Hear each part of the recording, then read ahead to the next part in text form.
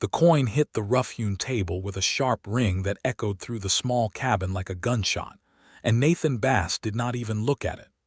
Rebecca Wells had ridden through the worst blizzard the Colorado Rockies had seen in a decade, and the moment she stumbled through that cabin door in January of 1874, half frozen and barely able to speak, she was certain she was going to die on a stranger's floor. She had not expected the stranger to be quite so enormous, quite so still, or quite so unwilling to take her money. The storm had come on fast, the way Colorado storms always did in the high country, rising up over the peaks like some living, breathing beast that swallowed everything in its path. Rebecca had been traveling north from Pueblo, heading toward Denver where her cousin Margaret lived, the only family she had left after her mother passed in the autumn.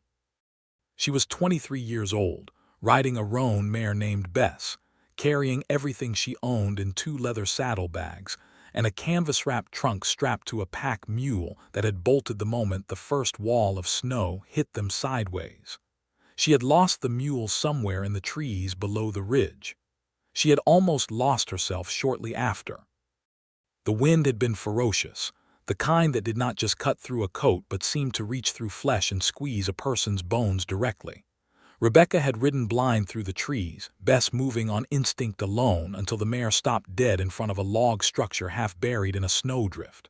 There was light in the window, a thin thread of smoke rising from a stone chimney. Rebecca had dismounted, nearly fallen, grabbed the fence post and dragged herself to the door. She had knocked. No answer. She had knocked again, louder, and that was when the door swung open and Nathan Bass filled the entire frame. He was not what she had expected. She had not known what to expect, but it was not this. He stood well over 6 feet, with shoulders so broad they nearly touched both sides of the doorframe. He wore a flannel shirt with the sleeves rolled up despite the cold, and his forearms were corded with muscle, thick as fence posts, with veins that ran like river tributaries beneath sun-darkened skin. His hair was dark brown and fell past his collar, not unkempt but not tamed either, the way a man's hair looked when he spent more time in the wilderness than in any town. He had a full beard, neatly shaped around a strong jaw, and his eyes were a gray so pale they were almost silver, catching the firelight from inside the cabin and throwing it back at her like 2 small mirrors. He looked at her the way a mountain looks at weather, with absolute, unshakable calm. Rebecca tried to speak and managed only something that sounded like the wind itself. He stepped back from the door immediately. No hesitation, no question, just a motion of his arm that said come in, and she did. The heat of that cabin hit her like a wall. A massive stone fireplace dominated the far wall, stacked high with burning logs. There was a handmade table, 2 chairs, a shelf of supplies, a narrow bed in the corner, pelts hanging from the rafters, the smell of pine and wood smoke and something cooking on the iron stove near the hearth. It was a working man's space, spare and purposeful, but it was warm. It was so profoundly warm that Rebecca's knees nearly gave out from the shock of it. Nathan Bass caught her before she hit the floor.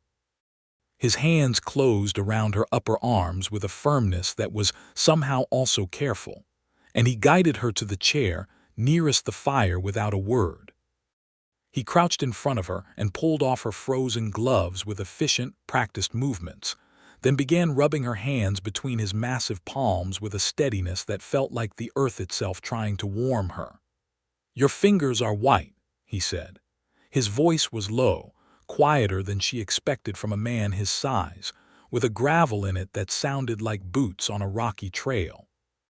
"My mule ran off," she said, which was not the most important thing she could have said, but it was the first thing that came out. "Your horse is outside." "Yes, Bess, she needs, I will see to her." He stood, pulled a heavy bearskin coat from a peg near the door, and stepped back out into the storm without another word. Rebecca sat by the fire and shook.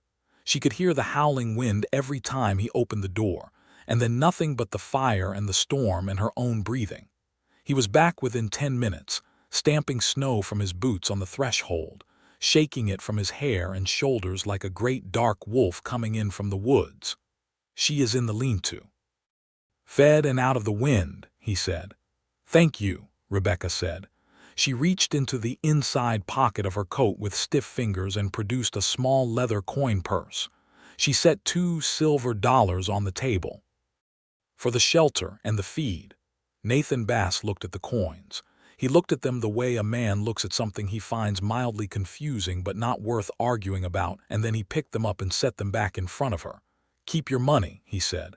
I cannot simply take your hospitality without, you are not taking anything. I am offering. He moved to the stove and picked up a tin ladle. There is venison stew. You need to eat.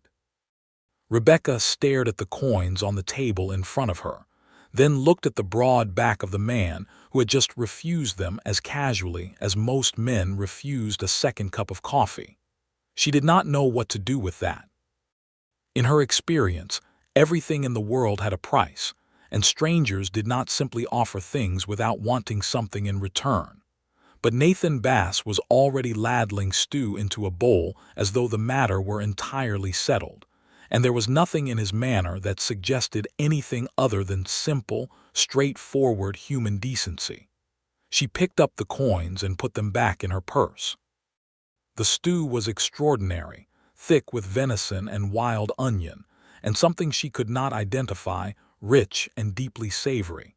She ate the entire bowl and part of a second before she realized she was being watched. Nathan Bass sat across the table from her, his own bowl mostly untouched, his silver eyes moving over her with the same calm attention he probably gave to weather patterns and animal tracks. Where are you headed? He asked. Denver. My cousin lives there. I was coming up from Pueblo. She paused. I may have gotten somewhat turned around. The corner of his mouth moved. It was not quite a smile, but it was adjacent to one. You are about 12 miles east of the pass, he said. Storm will last 2, maybe 3 days. 2 or 3 days, she repeated.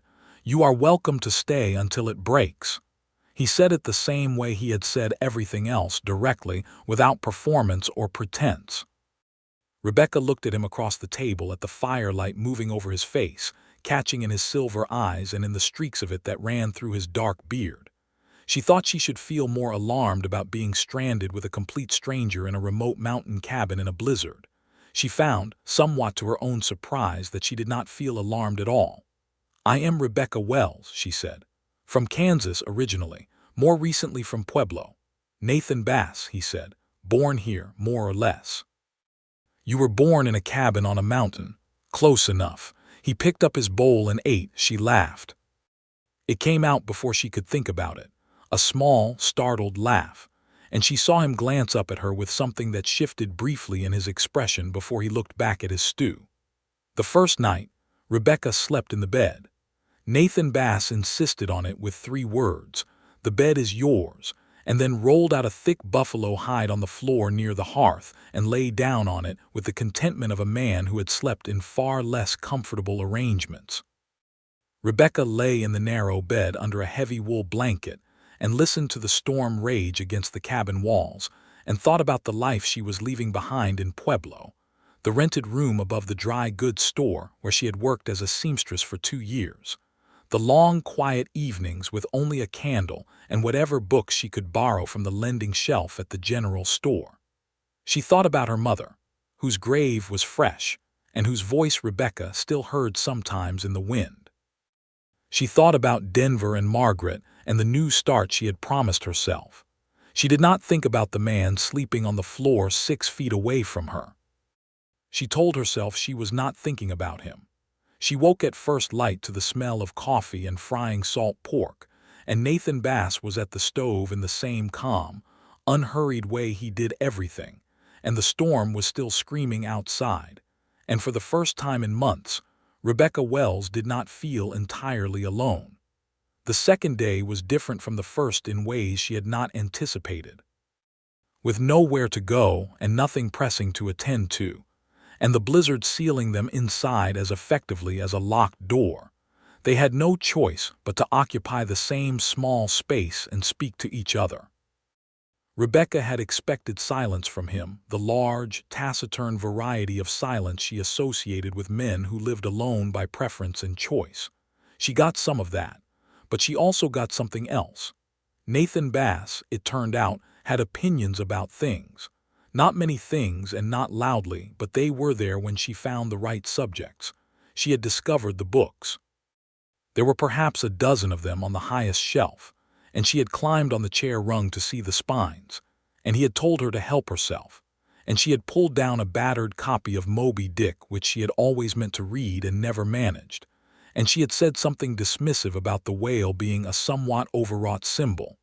And that was when Nathan Bass looked up from the trap he was repairing and said, with quiet precision, that the whale was not a symbol but a fact of nature. And it was human arrogance that turned it into a symbol, and that was Melville's real point. Rebecca had stared at him. "You have read it," she said. "Twice," he said, and went back to the trap. She sat down with the book and tried to read and kept finding her eyes moving toward him instead, toward the way his hands worked with absolute confidence on the iron jaws of the trap, the way he sat with a stillness that was not laziness but a kind of deep physical ease, as if his body was so accustomed to the outdoors and the effort of survival that it simply rested completely when it rested, conserving nothing unnecessarily. She learned things about him the way you learned about a mountain, piece by piece, each piece revealing a new aspect of something much larger beneath. His father had been a trapper, French-Canadian, dead now 15 years. His mother had been from Missouri, gentle and soft-spoken by his account, dead these 10 years. He had been educated partly by her before she passed, partly by a circuit preacher who came through twice a year, and largely by books and necessity and the particular education that came from spending most of your life in the wilderness. He had been up in these mountains since he was 16, trapping and hunting and trading fur down in Denver every spring, living in this cabin he had built himself 7 years ago. "Have you never wanted to live somewhere else?" Rebecca asked on the second afternoon, sitting cross-legged on the buffalo hide near the fire while outside the wind made the cabin walls creak like a ship at sea. Nathan was sharpening a knife on a whetstone, the sound of it rhythmic and deliberate. He considered the question seriously, the way he seemed to consider everything. "I went to Denver for a season," he said, 3 years ago. I had thought I might stay, find work in the city, see what it was like. What happened? I stayed 4 months. He turned the blade on the stone. Too many people wanting too many things from each other. Too much noise that meant nothing. Out here the noise means something. Wind means weather. Coyotes mean something is moving. Everything here is honest. She thought about that. She thought about Pueblo, about the noise there, the constant hum of people living on top of each other and the peculiar loneliness that came with it, the way you could be surrounded by dozens of people and feel more isolated than any mountain. "I think I understand that," she said quietly. He looked at her then, really looked at her, and for a moment the sharpening stopped and the fire crackled between them and the storm went on outside, and something in the air of that small cabin shifted almost imperceptibly, the way the air shifts before lightning. Then he went back to his whetstone, and she went back to Melville, and neither of them said anything else for a while. The third day the storm broke just before noon. The silence was so sudden and complete after 3 days of howling wind that it felt like a held breath. Nathan opened the cabin door and stood in the doorway looking out at the world that had been remade in white, and the sunlight off the snow was blinding and clean, and the sky was the impossible blue that only comes after a Colorado blizzard. "You can ride out tomorrow," he said without turning around. "Snow will settle enough by morning. I can take you as far as the main trail." "You do not have to do that," Rebecca said. "I know," he said. She stood behind him in the doorway and looked out at the same white-reborn world he was looking at, and she felt something that surprised her, a reluctance she had not expected. She had been stranded here. She should have been desperate to go. Instead, she felt the strange pull of a place that had unexpectedly felt like something close to home. She spent the afternoon helping him with whatever she could usefully do, which was not a great deal in his particular kind of life, but she found her way into it regardless. She helped him check the stores, catalog what he needed to replenish on his next trip down to Denver. She mended a tear in one of his spare flannel shirts with needle and thread from her sewing kit, which was fortunately in the saddlebags that had not bolted with the mule. She sat at his table in the lamplight while he cleaned and oiled his rifle, and she described Denver to him, though he knew it well enough. And he described the pass in spring when the snowmelt brought the wildflowers up in sheets of color that went on for miles, and she listened to his voice in the yellow lamplight and thought she could listen to it for a very long time. At supper, she tried once more to pay him. She set the $2 silver on the table again, and then added a third. 3 days of food and shelter and stabling for Bess, she said. It is fair. Nathan Bass looked at the coins for a longer moment this time, and she thought perhaps he would take them. Then he looked at her. Rebecca, he said. It was the first time he had used her name, and the sound of it in his voice did something entirely unexpected to her composure. I did not give you shelter because I expected payment. I gave it because you needed it and I had it to give. That is all. But if you want to do something for me, he said, eat the last of that cornbread before it goes hard. That would be a genuine service. She looked at him. He looked back, perfectly serious, and then something in his pale eyes suggested he was not entirely serious, and she laughed again, that same startled laugh from 2 nights ago, and this time he smiled too, a real one, slow and warm and completely transforming, and she thought that Nathan Bass's smile was perhaps the most unexpectedly lovely thing she had seen in a very long time. She put the coins back in her purse. She did not sleep well that last night. She lay in the narrow bed and listened to the quiet that had replaced the storm and thought about things she had no particular right to think about. Not yet, maybe not ever. In the morning she would ride out with him to the trail, and then she would ride north to Denver, and that would be the end of it. She was a seamstress from Pueblo heading to her cousin's house in the city.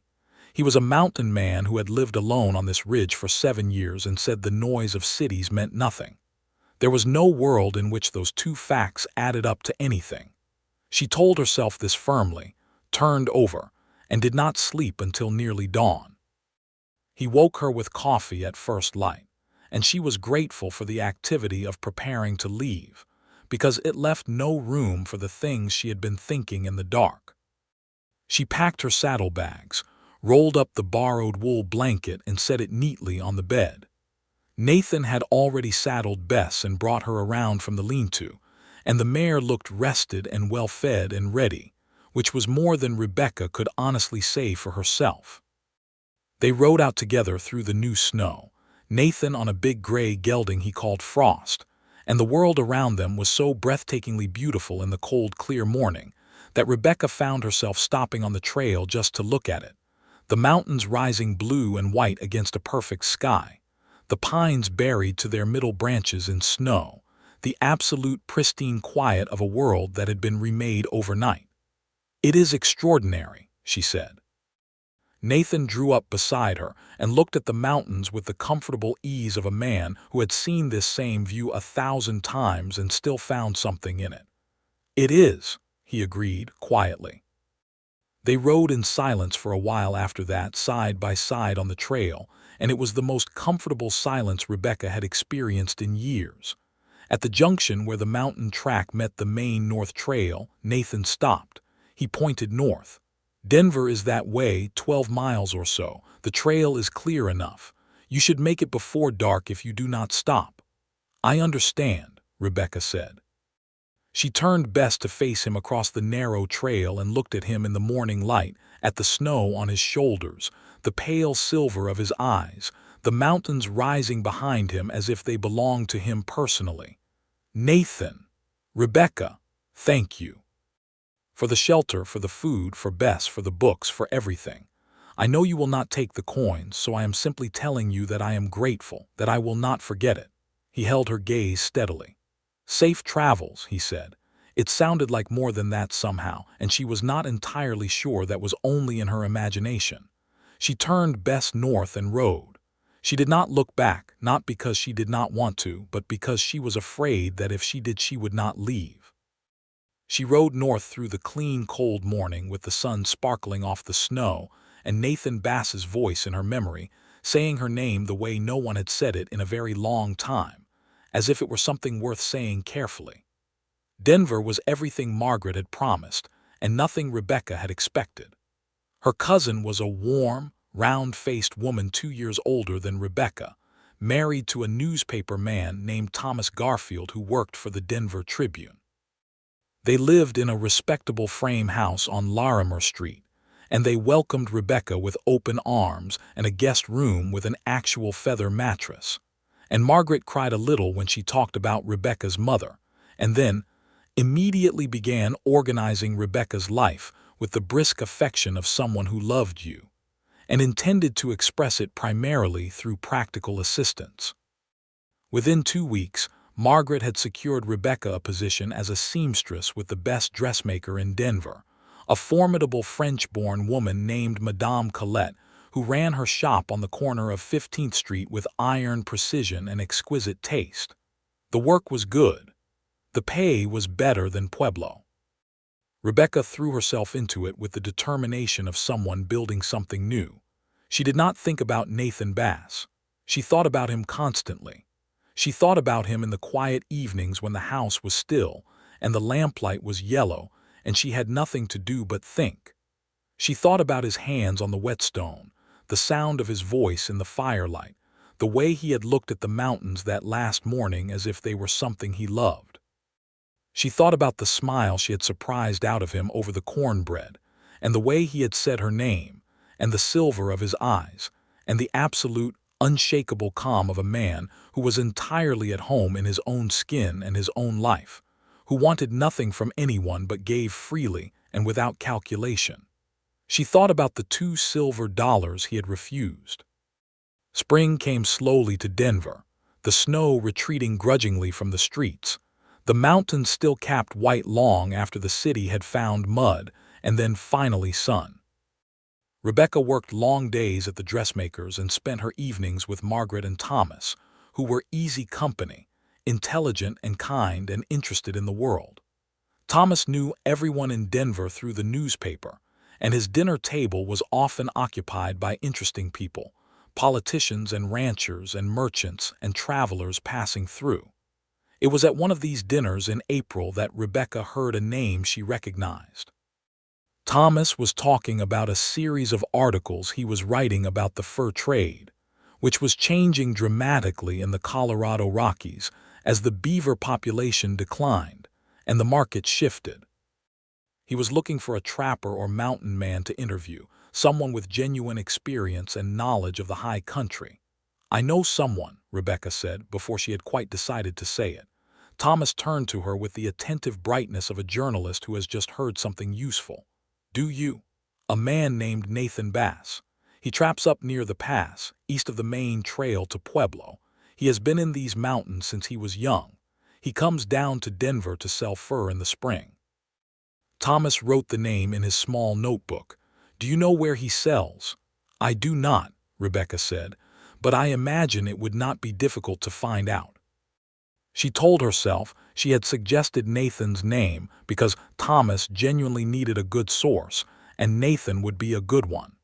She told herself she was not hoping that this information might lead to Nathan Bass coming through Denver in the next few weeks. She told herself this with the same success she had been telling herself not to think about him. She found out, through some careful inquiry of her own, that a man matching Nathan's description sold his furs to a trading post on the edge of the city every spring, usually in May. She told herself she would not go there. She told herself that 3 times a day for the first 2 weeks of May. On a bright morning in the 3rd week of May, she went there. She stood outside the trading post and felt completely foolish. She was a grown woman, a seamstress with a good position and a sensible life, standing outside a fur trading post hoping that a mountain man she had spent 3 days with in a blizzard 4 months ago might happen to walk through the door. She was about to leave, was in fact turning to go, when the door opened and Nathan Bass came through it. He stopped when he saw her. He was carrying 2 large bundles of pelts, one under each arm, and he was in town clothes of a sort, a clean flannel shirt and dark trousers and his boots, but he was unmistakably himself, unmistakably enormous and real and exactly as she remembered him. The long dark hair, the silver eyes, the beard, the breadth of his shoulders that made the doorframe of the trading post look smaller than it was. He looked at her for a long moment in which neither of them spoke. "Rebecca Wells," he said. "Nathan Bass," she said. "You made it to Denver." "I did." She clasped her hands in front of her to keep from doing anything inadvisable with them. "You are in town for the fur trade." "I am." He came fully through the door and set the bundles down against the wall of the trading post and straightened up and looked at her with those pale eyes. And she had forgotten, or possibly she had not forgotten but had told herself she was imagining it, that particular quality of his attention, the way he looked at you as if you were the only thing in his field of vision worth examining. "My cousin's husband is a newspaper man," she said. "He is writing about the fur trade. He would like to speak with someone who knows the high country." "Is that why you came here?" Nathan asked. The question was direct and without guile, and she found she could not answer it with anything other than the truth. "No," she said. Something moved in his expression, something quiet and certain, the way you recognize a landmark you have been looking for. "I have been thinking about those silver dollars," he said. "Have you? Wondered sometimes if I should have taken them, whether you thought I was rude." "I thought you were the least rude person I had met in years," Rebecca said. He almost smiled. "There is a cafe on Larimer Street if you have an hour."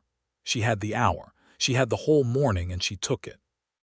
They sat in the cafe on Larimer Street for 3 hours, which was the full morning and a portion of the afternoon, and the coffee went cold twice and was replaced twice, and they talked the way people talk when they have been waiting to talk to each other without quite knowing it. He asked her about the dressmaker, and whether she liked it, and she described Madame Colette and the extraordinary detail work, and the women who came in from the ranches and mines wearing their Sunday best and feeling transformed. He told her about the winter after the blizzard, the weeks of deep snow, and the way the elk moved down from the high country to shelter in the valleys, the wolf tracks he had seen near the timber line, the way the stars looked from his ridge on a February night when the cold was so clear and absolute that the sky seemed almost close enough to touch. She listened to him talk about the mountains and felt something in her chest that she could only describe as longing, which was peculiar because she had not grown up in the mountains, had in fact grown up in the flat Kansas grasslands, and had no reason to feel as though the mountains were calling her back to something she belonged to. Or perhaps it was not the mountains she was longing for, exactly.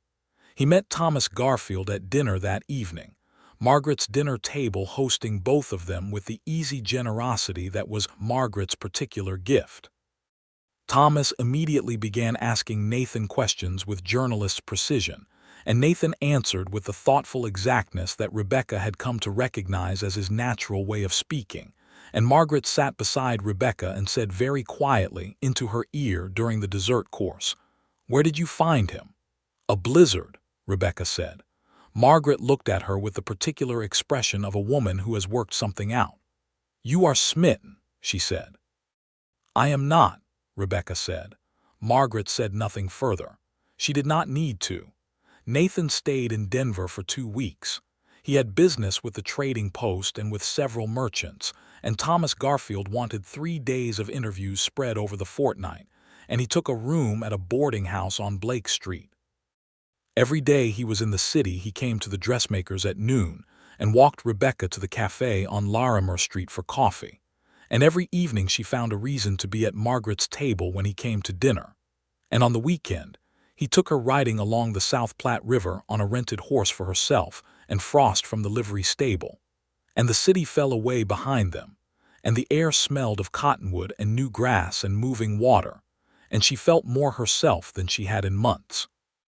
They were riding along the river bank in the long gold light of a May evening when he said, "I am going back up the mountain at the end of the week." She had known he would. She had not been thinking about what came after. "I know," she said. He reined Frost in and she pulled up beside him, the horses standing side by side in the soft new grass at the river's edge.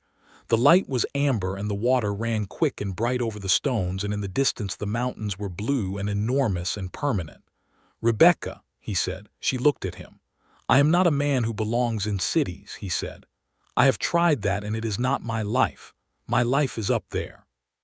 He nodded toward the mountains. "That is all I have and all I know how to offer." She understood what he was saying. She understood also that he was asking something without quite asking it, circling around it with the care of a man who was not accustomed to saying these particular kinds of things and did not want to say them incorrectly. "Nathan," she said carefully, "are you trying to tell me something, or are you trying to ask me something?" He was quiet for a moment, looking at the mountains. Then he looked at her, and something in his face was stripped of its habitual calm, something open and a little raw underneath, which she thought must have cost him something to show. "Both," he said. "I suppose both." She could feel her heartbeat in her throat. "Ask me then." "I do not want to spend the summer wondering if you will still be here in the fall," he said, with quiet and deliberate honesty. "I do not want to come down from the mountain in November and ride through Denver not knowing if you want to be here or somewhere else. I am not good at this. I have not done this. But I know that I have thought about you every day since January, and I do not think that is likely to stop." Rebecca looked at him in the amber light of a May evening on the South Platte River, and felt something settle in her with the finality and rightness of a stone finding its place at the bottom of clear water. "I have thought about you every day since January as well," she said, "including the days when I was telling myself very firmly that I was not thinking about you." He reached across the space between the horses and took her hand, carefully, with the same precision with which he did everything, and held it in both of his big, warm ones, and the touch of it went through her like the heat of that fireplace on the first night, reaching down to the cold places she had been carrying around for longer than she could clearly remember. "I have nothing to offer you," he said, "except the mountain and the cabin and an honest life." "Nathan," she said, "you refused my $silver and fed me venison stew and gave me your bed in a blizzard. You are the most honest person I have met in my life. That is not nothing." He looked at her steadily. "Will you come back to the mountain with me?" She thought about Madame Colette and the dressmakers, about Margaret's warm kitchen and the feather mattress and Larimer Street. She thought about the seamstress's life she had built in the past 4 months, sensible and steady, and utterly without the thing she kept looking for in the lamplight of quiet evenings. She thought about a small cabin half buried in snow, and a fire that made the world outside irrelevant, and a man who had refused her coins and given her something she could not put a name to until this exact moment. "Yes," she said. "I will come back." Margaret wept predictably, and then immediately became practical about it, which was also predictable. She helped Rebecca pack her things and wrote her a long letter for the road and extracted a solemn promise of regular correspondence. Thomas shook Nathan's hand with the frank approval of a journalist who had spent 3 days interviewing the man and had formed his own conclusions. Madame Colette was less sentimental, but pressed Rebecca's wages into her hand with something approaching warmth, and told her to take her scissors and thimbles, because a woman who sewed was always a woman who had something to offer, wherever she found herself. They left Denver on a bright morning at the end of May, Rebecca on Bess with the saddlebags repacked, and a new canvas-wrapped bundle tied to a borrowed pack horse Thomas had purchased for the occasion, and Nathan on Frost, riding south and then west, back toward the mountains that rose blue and ancient and sure against the horizon. The ride back to the mountain took 2 days at an easy pace. They camped the first night beside a small creek in a stand of cottonwoods, Nathan building a fire with the same unhurried efficiency he brought to everything, and they sat beside it in the cooling evening and talked and were quiet in turns, the comfortable mixture of the two that Rebecca had come to associate specifically with him. The way silence with Nathan was never empty but always full of something. On the second day they climbed. The trail rose through pine forests and open meadows still bright with late spring wildflowers, exactly as he had described them that last night in the cabin. Sheets of blue and gold, and white going on across the hillsides for what seemed like miles. Rebecca stopped Bess at the edge of one such meadow and could not speak for a moment. "You described this," she said at last. "I did not do it justice," Nathan said. He was right beside her, Frost's nose at Bess's shoulder, and his voice was quiet, and she glanced at him, and found him looking at the meadow with the same open expression he had worn on the river bank. Something underneath the usual calm, something she was beginning to understand was not a weakening of it but a deepening. They arrived at the cabin in the late afternoon, the shadow of the peaks long across the snow-dappled ground, and Rebecca stood before it and looked at it with entirely different eyes than the night she had stumbled to its door in a blizzard. It was a strong, well-built structure of seasoned pine logs, larger than it had seemed in the dark and the desperate cold of January. A covered porch along the front, the lean-to for the animals on the south side. The woodpile stacked with the organization of someone who understood that order was not a luxury but a survival mechanism. "It is a good cabin," she said. "It can be better," he said, and he was looking at it with the assessing eye of a man who had just thought of a dozen improvements. She smiled. "Let us start with what it is." She walked up the steps and he unlocked the door and she stepped inside, and it was exactly the same as she remembered and also entirely different, because this time she was not a refugee from a storm but a woman who had chosen this, who had ridden 2 days to get here, who meant to stay. The first months were a kind of discovery, learning each other in the dailiness of shared life, in a way that the extraordinary circumstances of January and the heightened awareness of May had not allowed for. Rebecca learned that Nathan rose before dawn without fail, that he was methodical and thorough, and occasionally infuriating in his refusal to do anything at less than full attention. Nathan learned that Rebecca was quick and decisive and capable of a stubbornness that matched his own, and that she could sew in inadequate light by memory alone, and that she had opinions about the arrangement of things that were worth listening to even when he had initially disagreed with them. She took the needle and thread to the cabin with the same eye she brought to dressmaking, and made it livable in ways it had not been before, not changing the essential character of the place but adding to it: quilts on the bed, curtains for the one small window, a proper shelf for the books with the volumes organized in a way that made sense. She put her sewing basket on the table, and it looked as if it had always been there. Nathan enlarged the cabin that summer, felling timber from the ridge above, and adding a second room with a window on the south side that caught the afternoon light. It was hard physical work, and he did it with the same patient power he brought to everything, the muscles of his arms and back moving under his shirt as he shaped the logs, and Rebecca found herself watching him more often than was entirely consistent with the practical tasks she was supposed to be attending to. She was also, gradually, learning the mountain itself. Nathan began taking her with him on his rounds of the trap lines. Not the long winter lines but the shorter summer routes where he checked for signs of game, and assessed the land, and knew his territory the way other men knew their streets and fields. He taught her to read animal tracks in the mud, to identify the plants that were useful and the ones that were dangerous, to judge weather by the shape of clouds and the behavior of birds. He was a patient teacher, thorough and specific, never talking down to her and never simplifying, treating her intelligence as a given and her ignorance as simply a thing to be corrected. She was a good student. She was naturally observant, the seamstress's eye for detail translating with surprising ease into the observation the wilderness required, and Nathan noticed this, and said so one afternoon, when she correctly identified the track of a mountain lion before he pointed it out. And the brief, genuine approval in his face was worth more to her than any compliment she had received in the city. In the evenings they read together, two people in a lamplit cabin with the enormous dark of the mountain pressing around them from all sides, warm in the circle of their shared life.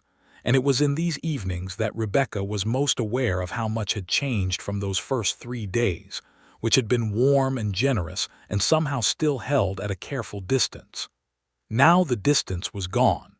They sat close at the table.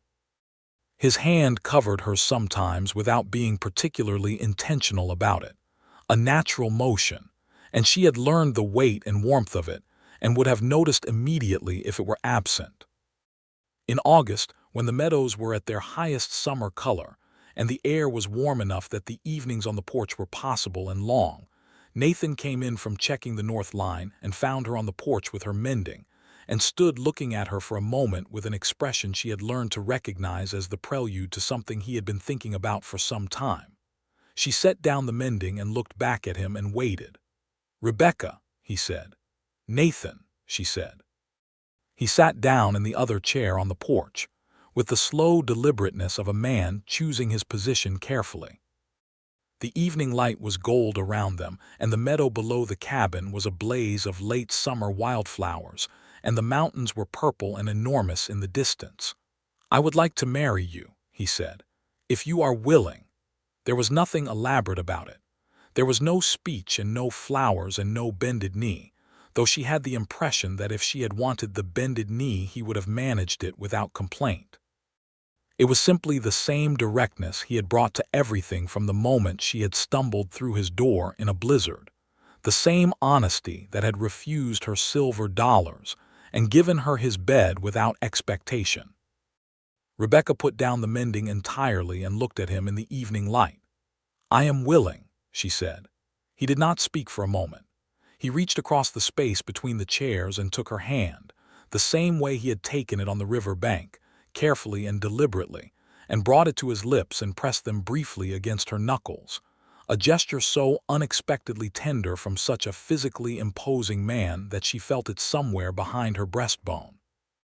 "Good," he said, with the quiet certainty of a man who has just confirmed something he was already fairly sure of, but needed to know for certain.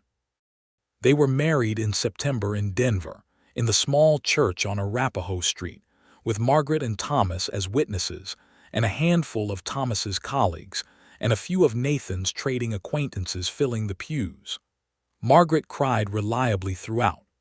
Thomas beamed in the proud, satisfied way of a man who has watched something he approved of come to its proper conclusion. Madame Colette had sent, through the post, a length of cream-colored silk she had apparently set aside for Rebecca with some foreknowledge, along with a note in French that Rebecca could not entirely read, but which Margaret translated as containing wishes for every happiness and an observation that a woman who knew her own mind would always find her way. Rebecca made her own wedding dress from the silk. It was a simple design, fitted at the bodice and full in the skirt, with delicate embroidery at the cuffs and collar that she worked in the evenings by lamplight in Margaret's guest room in the weeks before the ceremony. It was the finest thing she had ever made. Nathan wore his best clothes, which were dark trousers and a dark wool coat he had purchased in Denver for the occasion, and his boots were clean, and someone had convinced him to have his hair cut slightly, though it still fell to his collar in a way that she privately thought suited him better than any city cut ever would. He stood at the front of the church and watched her come down the aisle with an expression of such unguarded, genuine feeling on his face that she nearly stopped walking, because looking at it directly was almost more than she could manage without losing her composure entirely. The minister was a small, dry man who performed weddings with the efficient reverence of someone who had done it many times and still meant every word of it. Nathan repeated the vows with his eyes on her face and his voice steady, and she repeated hers in kind. And when it was done and the minister said he could kiss his bride, Nathan cupped her face in both his big hands with extraordinary gentleness and kissed her once, slow and certain, and Margaret made a sound somewhere between a sob and a sigh, and Thomas cleared his throat. And several of the acquaintances in the pews shifted with the universal discomfort and pleasure of people witnessing a moment of genuine feeling. They rode back to the mountain together, man and wife, and the autumn had come full into the high country while they were gone, turning the aspens to gold so bright it almost seemed to have its own light, the mountains wearing the first new snow on their peaks above the tree line, the air sharp and clean, and carrying the first edge of winter. Rebecca stood at the edge of the aspen grove above the cabin and turned slowly to look at it all and felt something she had no better word for than home. "You are not sorry?" Nathan asked. He was beside her, close enough that the warmth of him reached her even through her coat. "Not for a moment," she said. He put his arm around her and she leaned into his side, and they stood together in the gold of the aspens until the light began to fade and the cold came down from the peaks. And then they went in together to the warm cabin and shut the door against the evening. The first winter of their marriage was the winter Rebecca came fully into herself as a person of the mountain. She had spent the summer learning and the autumn absorbing, but winter was the true test, the long weeks of snow and cold and the intimate, sealed world of the cabin. And she found not just that she could manage it, but that she genuinely loved it. The deep quiet, the way the snow changed everything, the particular satisfaction of being warm and well-provisioned while the world outside was wild and white and vast. She set up a proper sewing corner in the new south room Nathan had built, with a table under the window for the light, and she took in mending and sewing for the families in the settlement 10 miles down the mountain, a small but growing community of ranchers and homesteaders who were glad of a skilled seamstress and willing to pay in trade if not always in coin. She made curtains and quilts and winter coats and schoolroom shirts, and Bess carried the finished goods down the mountain on the settlement days when Nathan went with her to trade and resupply.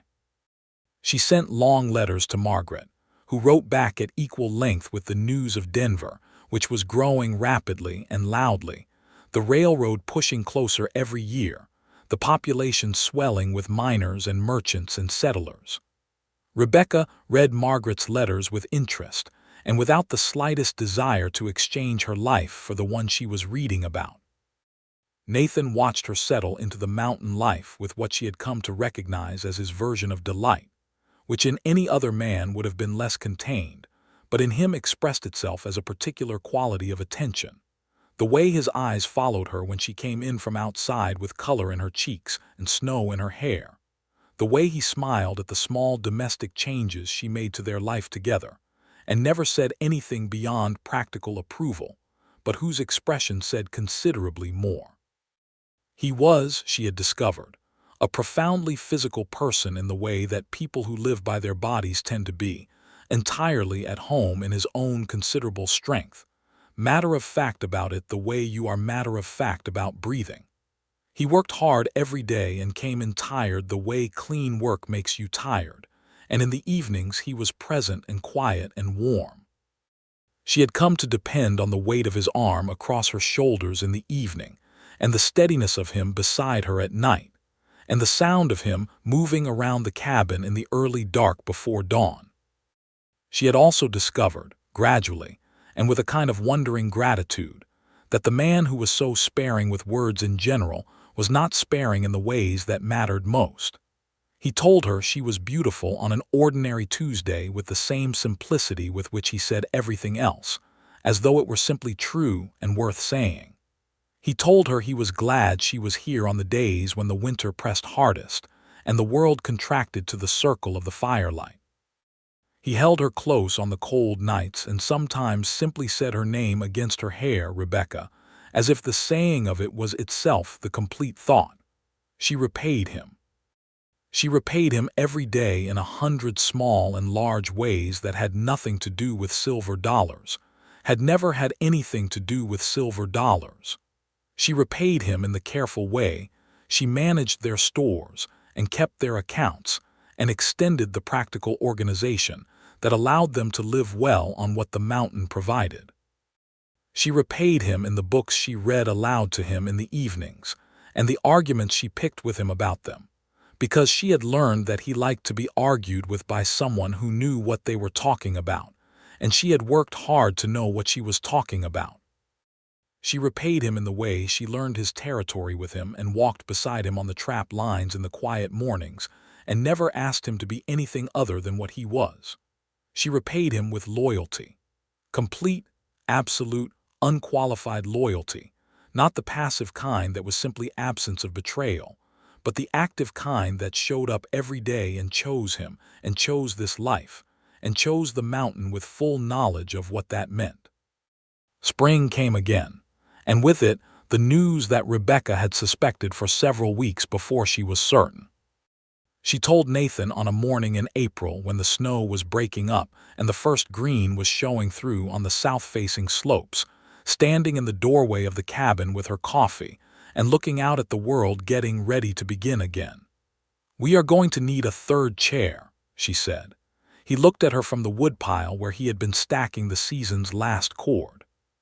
She watched the understanding move through him, slow and then all at once, and then he crossed the yard to her in about 4 strides and stood before her and looked at her face with an expression so unguarded and full that she had to press her lips together to keep from crying, and he put his hands on either side of her face and kissed her forehead with a tenderness that was the distillation of everything he was.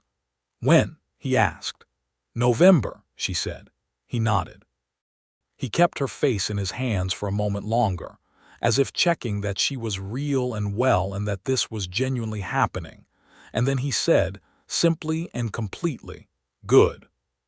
She wrote to Margaret, whose response arrived in May and contained more exclamation points than the English language technically required, along with a list of things Rebecca would need and a promise to come up to the mountain when the time was near. Nathan spent the summer building again. He expanded the south room and added a proper separate sleeping alcove off the back of the cabin, cutting the logs with the focused intensity of a man who understood exactly what he was preparing for and why it mattered. He brought up from the settlement a small iron-framed crib, bartered for in trade, and Rebecca lined it with quilted cotton batting in a soft blue she had been saving since she first knew. Margaret arrived in late October, alone, Thomas remaining in Denver for the newspaper, and the two women spent the last weeks of Rebecca's pregnancy together in the cabin while Nathan ran his lines and chopped firewood in quantities that exceeded what was strictly necessary, but clearly made him feel better about the coming winter. The baby came in November on a night of hard snow, because of course he did, and Margaret was steady and capable throughout, and Nathan sat outside the bedroom door for the duration in a state of tension that was visible through 2 inches of pine log. And when the sound finally came, that first sharp, insistent cry, Rebecca heard his exhale of breath all the way from the bed. He came in when Margaret called him, and he sat on the edge of the bed and she put the baby in his arms, a boy with a red, fierce face and a surprising amount of dark hair. And Nathan Bass held his son for the first time with the same careful precision with which he held everything fragile and important, and his face did a thing she had never quite seen it do before, something beyond open, something beyond words. "James," he said. It was the name they had agreed on for his father. "James," she agreed. Margaret cried, as was her custom and right. James Nathan Bass grew up on the mountain in the manner of children who grow up in particular and demanding landscapes, shaped by it, and belonging to it in a way that city children can never quite understand. He was walking by 10 months and into everything by 1 year, and by 2 was following his father around the yard with the focused determination of a small person who has decided that the tall one is the most interesting thing in his immediate environment, and intends to learn everything he knows. Nathan was, as Rebecca had somehow known he would be, a completely natural father. Not in a soft or sentimental way, but in the way that a man who understands things teaches what he knows, patiently and thoroughly, and with respect for the student's actual capacities. He carried James on his back on the shorter rounds of the trap lines when the boy was old enough, pointing out the tracks and the marks in the bark, and the birds that meant this and the clouds that meant that. And James absorbed it all with the wide-eyed gravity of a child who is taking something very seriously indeed. Rebecca watched them together from the doorway of the cabin or the edge of the meadow and felt something so profound and warm and settled in her chest that she had no better word for it than blessed, though she was not usually the type for such words. The settlement 10 miles down the mountain had grown considerably. By 1877 it had a proper name, Cedar Falls, and a post office, a general store, a blacksmith, and a small church that held services twice a month with a circuit preacher.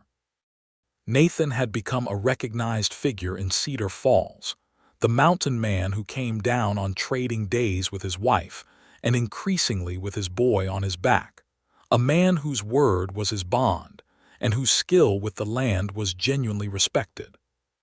Rebecca had become something too, the seamstress who could make anything and whose prices were fair and whose work was the best in 50 miles.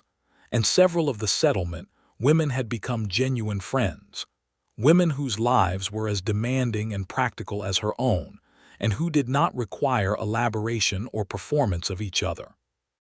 Rebecca wrote to Margaret every month without fail, long letters that documented the life of the mountain with the detail and care of someone who knew she was writing for someone who wanted to know everything.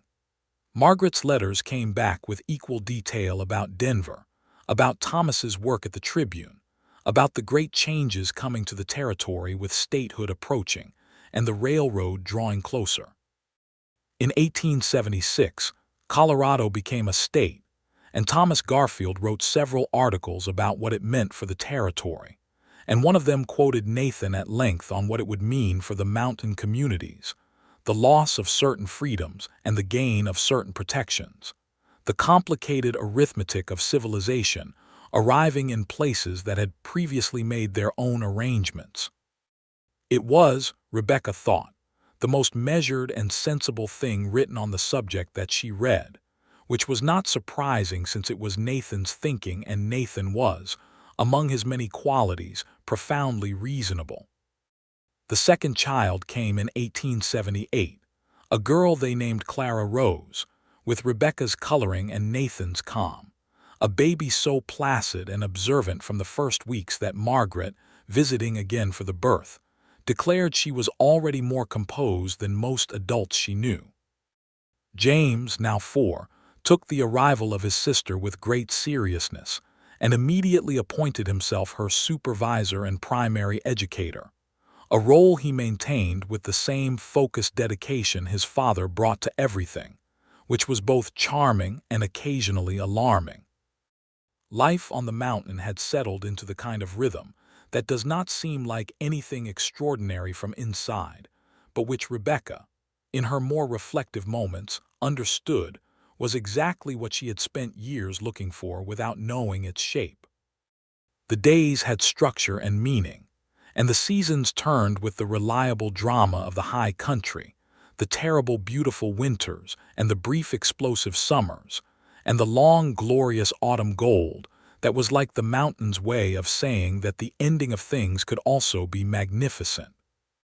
Nathan had expanded the cabin again, because Nathan expanded the cabin whenever there was a new need and sometimes when there was only a potential future need.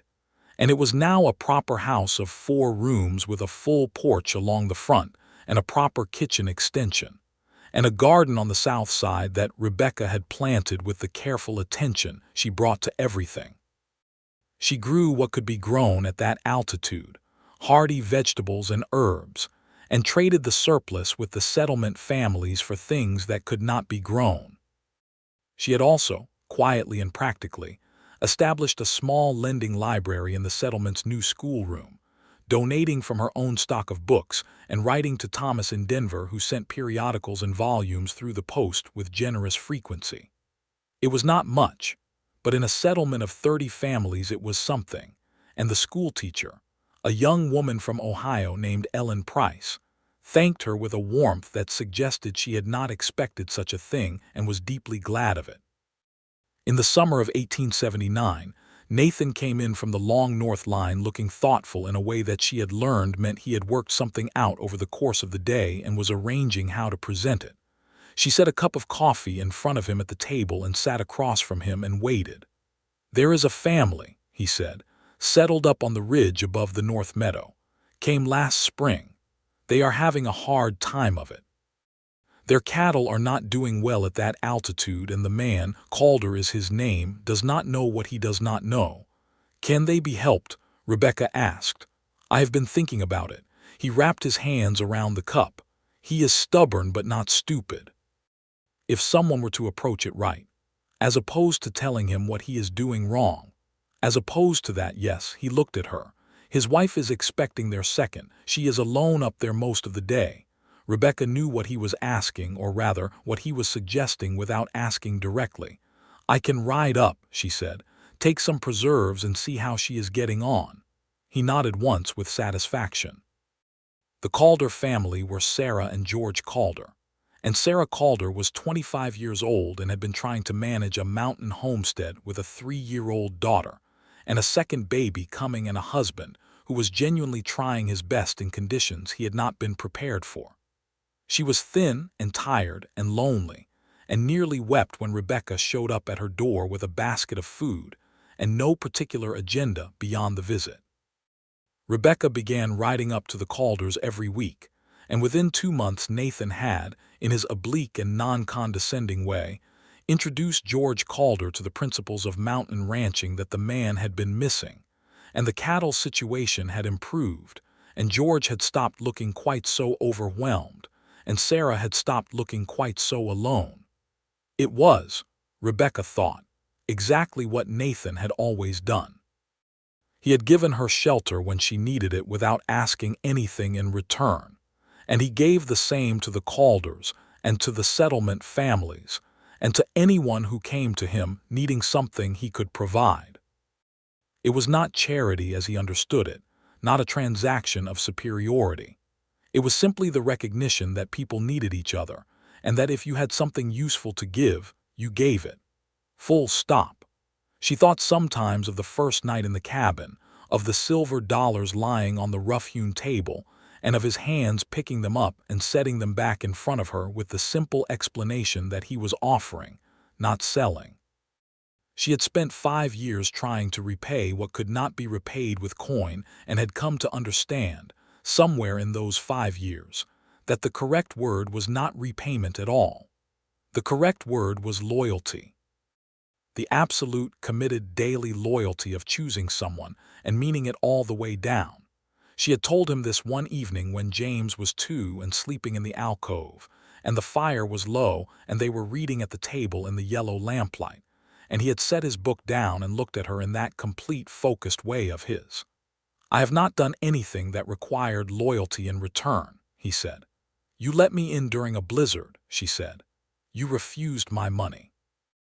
You fed me venison stew and talked to me about Melville and showed me your mountains in the snow and took my hand on the South Platte River and built me a house with your own hands. She paused. I would call that something. He was quiet for a moment.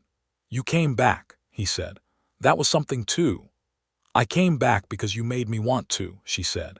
He picked up her hand from the table and held it and said nothing, because he was Nathan Bass, and some things he said with the way he held things rather than with words, and she had learned to read him well enough to know exactly what was being said.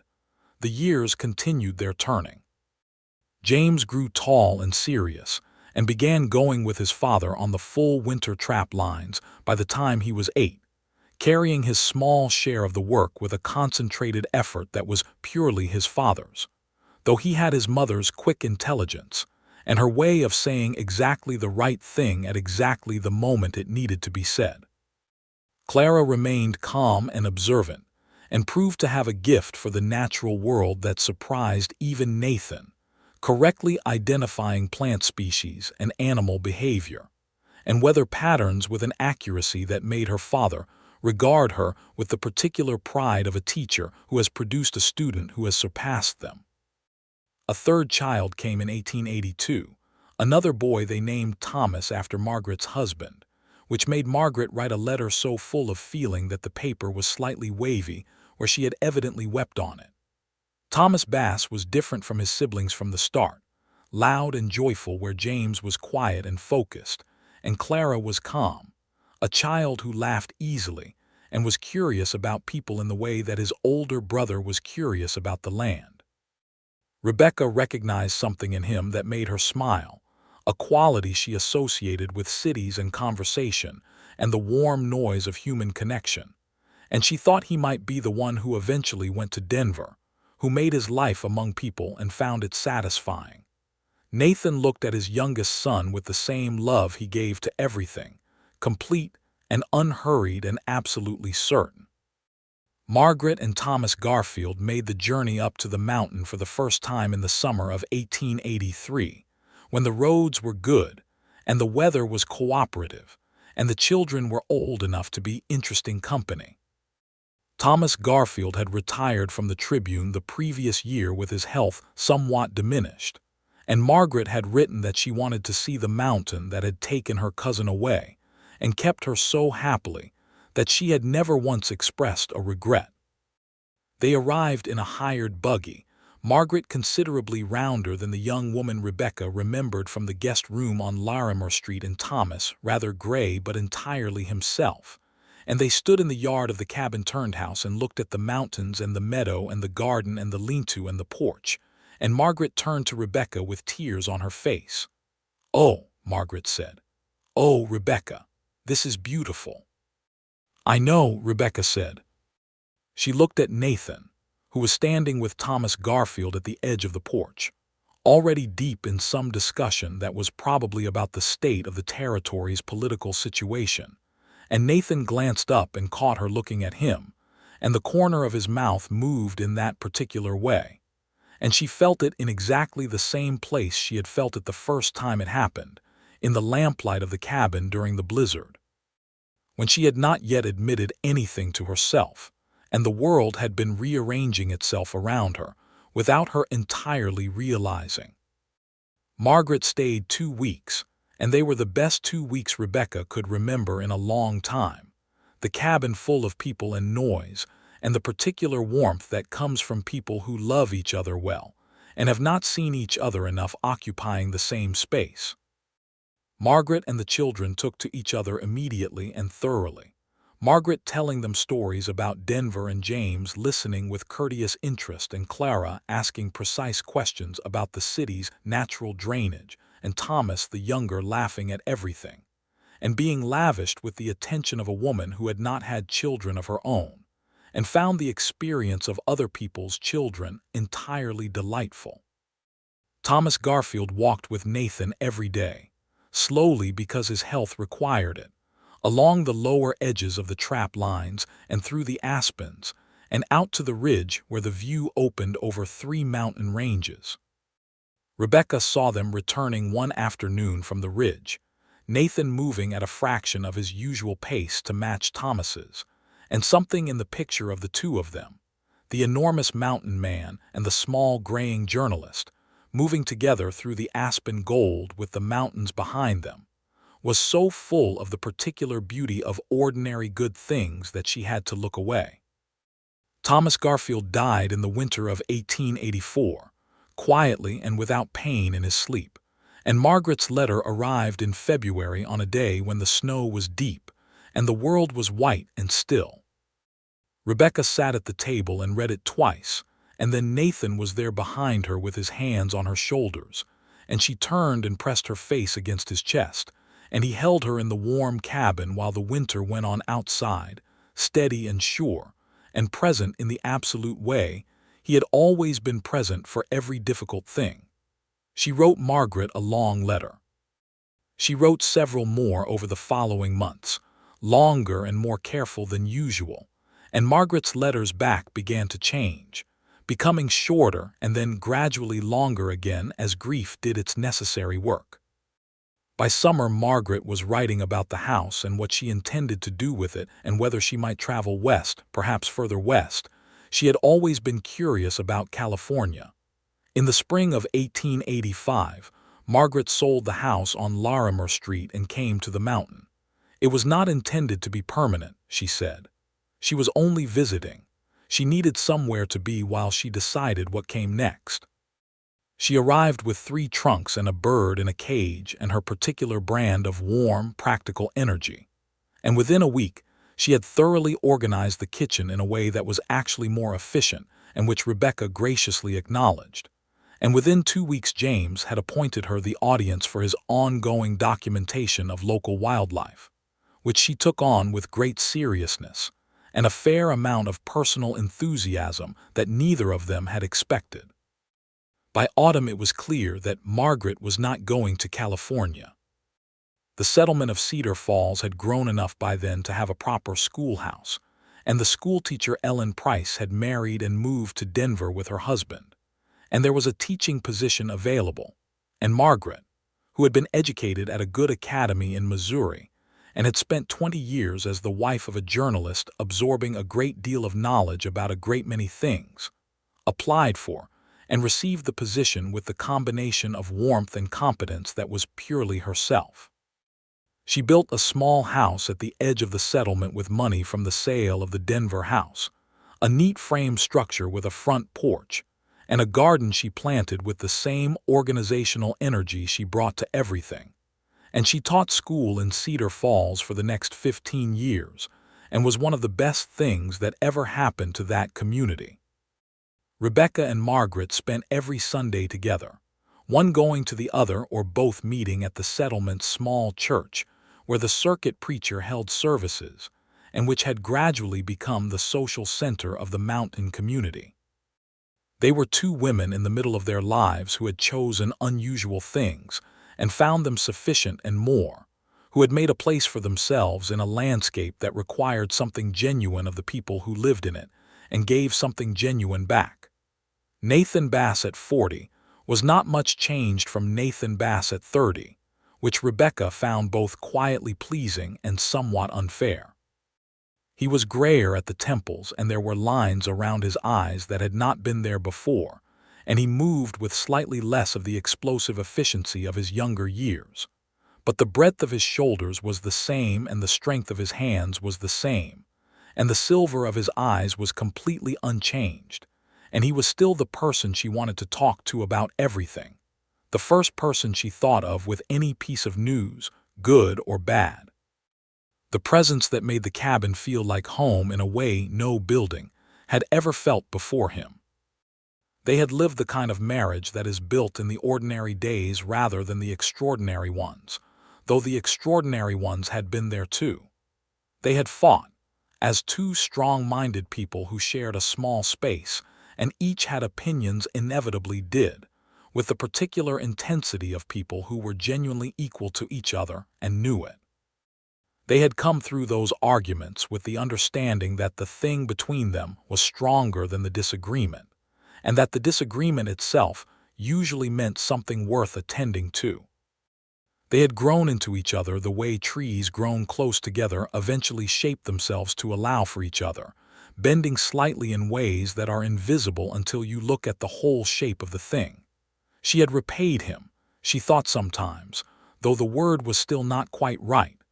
Repayment implied a debt, and their life together had not been a debt. It had been a choice, remade every day, as freely as he had made his choice in the doorway of a blizzard-struck cabin in January of 1874, when he had looked at a half-frozen woman on his doorstep and simply stepped back to let her in. James Bass grew up and married in 1895, a sensible young woman from Cedar Falls named Hannah, whose family had been in the settlement since the early days and who could identify animal tracks nearly as well as James himself, which Nathan declared was more than adequate qualification. They built a house in the lower meadow, close enough to the family cabin to be part of it and far enough to be their own place, which was precisely right. Clara went to Denver to study in 1897, reading natural science at the Colorado College Extension, with the thorough capability of someone who had been preparing for it, since she was 3 years old on the trap lines with her father. She wrote detailed and illuminating letters home that made Nathan read them twice and made Rebecca feel, each time, a surge of pride so powerful it was almost physical. Clara eventually became one of the earliest women to work in natural science research in the Colorado Territory, corresponding with scientists in the East and publishing observations in journals that Nathan read with an attention so focused and complete it was the same attention he brought to every important thing.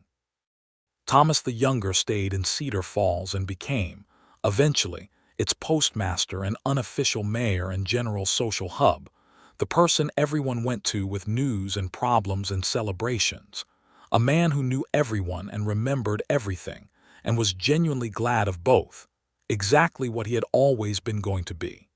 In the year 1898, Nathan and Rebecca Bass had been married for 23 years. The cabin that had started as a one-room trapper's shelter was now a full house with a porch along two sides, and a garden that produced abundantly in the short mountain summer, and a view from the front steps that Rebecca had looked at every morning for 24 years and had not once found ordinary. On a September morning when the aspens were just beginning to turn, Rebecca sat on the porch with her coffee and her mending in the early light and watched the mountains shift from gray to blue to gold as the sun climbed. And she heard the door open behind her, and Nathan came out with his own coffee and sat in the chair beside her, the chair that had always been his chair, and they sat together in the clean morning, while the aspens turned gold around them. She told him, not for the first time but with the same meaning it always carried, what she had been thinking. "I have been thinking about January of 1874, she said. He looked at her. The silver eyes had not changed. "The blizzard," he said. "The blizzard," she agreed. "And the venison stew, and the $2 silver you would not take." "3," he said. "You put 3 on the table the second time," she laughed. "You remember that?" "I remember everything about those 3 days," he said. It was simply and directly stated, the way he stated everything true. She looked at the mountains, gold now in the full morning light, the aspens blazing below the tree line, the sky an absolute blue above the peaks. "I tried to pay you," she said, "and you refused, and I could never pay you what those 3 days were actually worth, so I decided a long time ago to stop trying to repay a debt and simply be here instead." "There was no debt," he said. "I know that now." She reached across and put her hand over his where it rested on the arm of the chair. "But being here has been the best thing I have ever done." He turned his hand under hers and held it, the way he had held it on the river bank and on the porch in August of their first summer and in the lamplight of 100 winter evenings, with the same careful, certain, deliberate attention. "You came back to the mountain," he said. "You did not have to." "Yes, I did," she said. "I think I had to from the moment I stepped through your door." He looked at her with the full, complete attention of 23 years of marriage, and the same pull of recognition he had felt the first night across a table lit by a fireplace while a blizzard raged outside, and she looked back at him with the same. And the mountains stood behind them exactly as they always had, enormous and permanent and entirely indifferent to the particular happiness of 2 people on a porch at the edge of them. Margaret came up from the settlement that afternoon, as she did most Sunday afternoons now, and Hannah brought James and their children, 3 of them by now, and the house filled with the noise of people who belonged to each other, the voices overlapping, and the children running between the rooms, and the smell of food from the kitchen where Hannah and Margaret had taken charge with their customary friendly competition. And Nathan Bass sat at the head of his table and looked around at all of it with the look that Rebecca had first seen on his face when she had placed their newborn son in his arms, that look of something beyond words, something that was not surprise exactly but was the acknowledgement of something immense that he had not quite expected to have, and was enormously glad of. Rebecca caught his eye across the table, and he held her gaze for a moment, one corner of his mouth moving in the expression she had loved for 23 years, and she smiled back at him with everything she had, and the aspens went on blazing gold outside the windows, and the mountains went on being enormous and permanent behind them. And the life they had built from a blizzard and a refused coin, and a woman's stubborn gratitude, and a man's simple honesty went on in the warm and crowded house at the edge of the high country, full to the very edges of everything good. It was not a debt that had been repaid. It was a life that had been built, day by day, choice by choice, winter by winter and spring by spring, 2 people finding their way to each other through a blizzard and refusing to lose each other after, because some things you know in your bones are worth holding on to, and when you find them, you hold on with everything you have. Rebecca Wells had found hers on a frozen January night in 1874, in a mountain man who refused her coins and offered her something worth infinitely more. And she had spent every year since giving back in kind, not in payment but in presence, not in obligation but in love, the full and irreversible and daily kind that is the only currency that ever truly matters. And Nathan Bass, who had always understood the honesty of wild things, had understood this from the first moment too. He had opened his door to a storm and let in something he had never known he was waiting for, and the only thing he had ever wanted from her was exactly what she had given him, every single day without fail, for all the years that made their life.